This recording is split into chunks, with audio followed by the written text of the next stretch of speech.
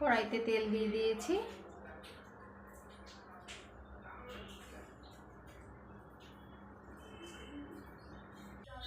আজকে রান্না করব লোটে মাছের ঝুড়ো। লোটে মাছ নিয়ে নিয়েছি,